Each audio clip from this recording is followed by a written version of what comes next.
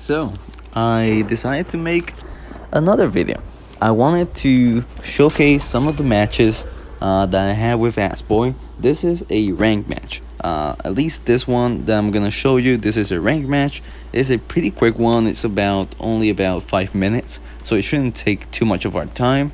But I'll also add another match after this one. So now I'll start talking about the gameplay overall, right? So I found this is barmaid, right? So I find her. I literally hit her. And that did not connect as a terror shock. And it didn't even hit her, and that was bullshit. I was like, and then I was screaming at her like, no, don't drink that, don't drink that. And then I saw my soul, and then I hit her. I need to reveal their positions because it's gonna be a little bit easier to understand how I use my souls against these players specifically. So now here comes the prospector, I think, or no, the postman. Prospector comes later. So at this point it's like, okay, I can move quick enough. I hit her.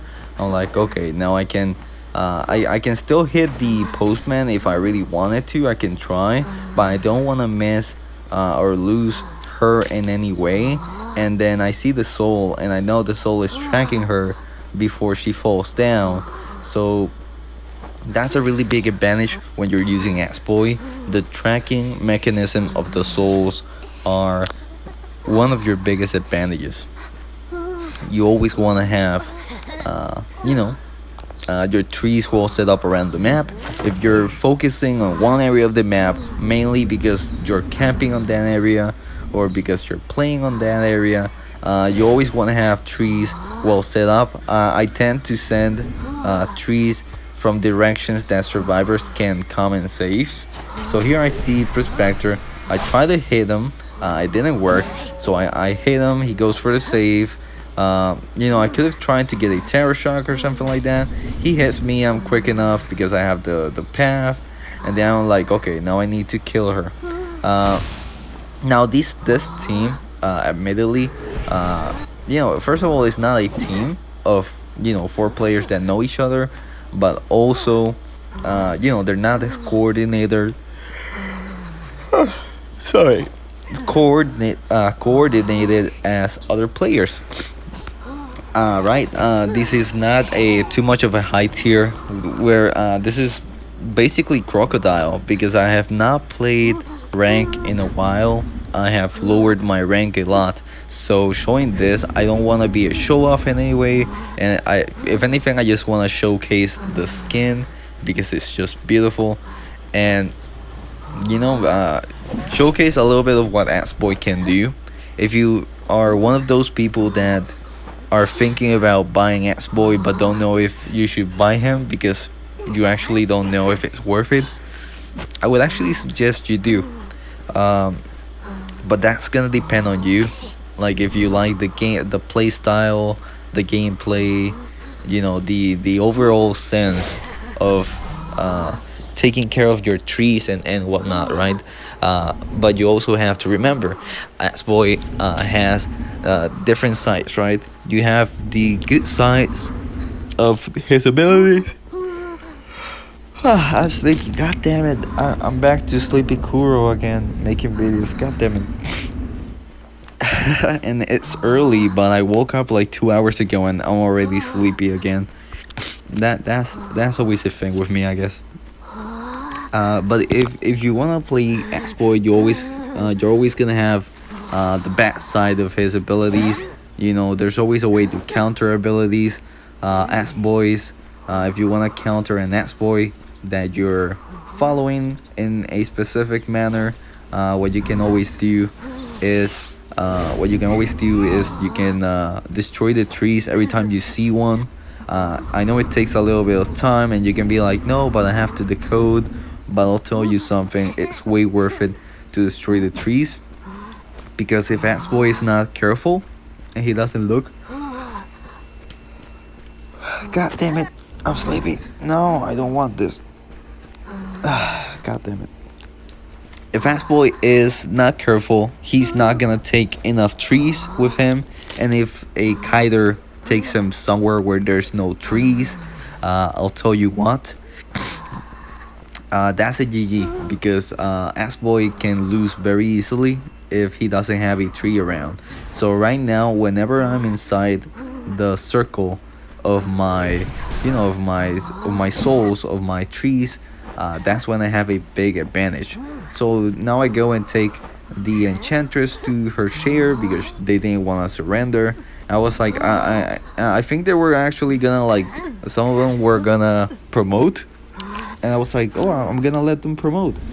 But then I kind of get, you know, I kind of just let it go, you know. So let's go back. Let's go back really quickly. Let's go back. Let's see. I have another match. Let me delete that one really quick, because that's already footage that I've used. And I have another rank match. I'll take one of the ones that are, no, or actually, what I'll do is I'll leave the other rank matches for later, for a later video, and then I'll show you this quick match I had like 30 minutes ago. I had this match. It was a pretty fun match, and when I say fun, I mean it was pretty quick, because of how the game was played out, and how things turned out however they are. So I brought Peepers with me. She wanted to get a stun on me. That's not gonna work, because I knew she was gonna do that. She didn't want to go to the window again. I just hit her here. That really threw her off. The soul really threw her off, and her kite went really bad. And that's okay, you know. They can still improve. We can all improve when our kiting, everything. We can always improve it. So here I'm gonna, like, go away a little bit, put my tree. What I wanna do, when putting my tree like that, what I wanna make sure about is that if the survivor runs inside the church, what's gonna happen is that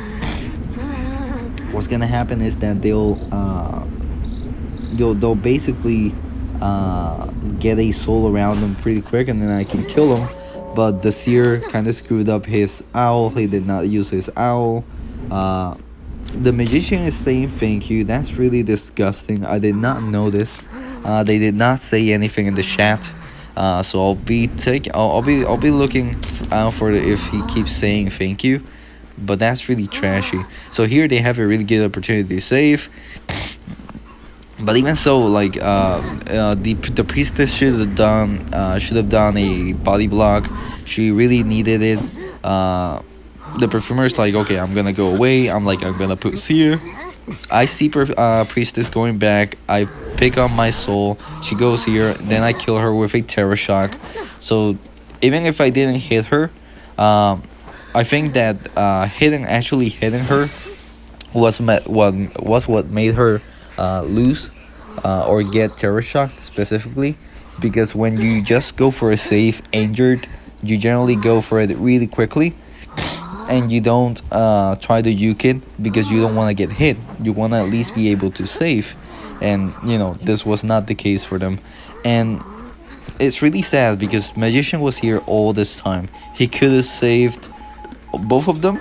They could have healed, they could have kited, they could have done so much better, but no, they did not wanna. So perfumer dies. I'm like, okay, I'm gonna go and camp again because this is how the game goes. Unfortunately, if I had the chance to just go away, run away, do whatever I wanted, and not have to camp the shares, I would have so much more fun, in my opinion. That's why I prefer Dead by Daylight's mechanics when it comes to playing.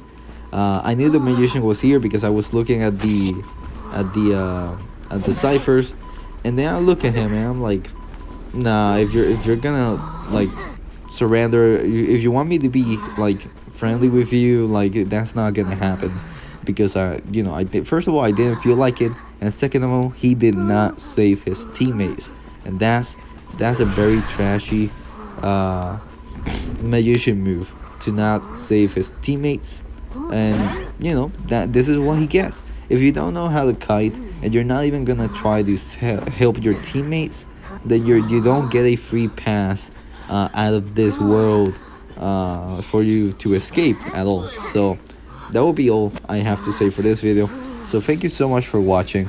Sorry if you hear music, me sneezing or everything, or me tired and everything. That's just life, I guess. But I hope you enjoyed the video. I'll be making a couple more videos on Xboy. I want to stream more content with Xboy, but that's gonna take a little bit more time, as I need to be able to have a good enough internet for it. So I'm still planning on how to do that properly. But yeah, thank you so much for watching, and I'll be seeing you on the next video. Bye bye.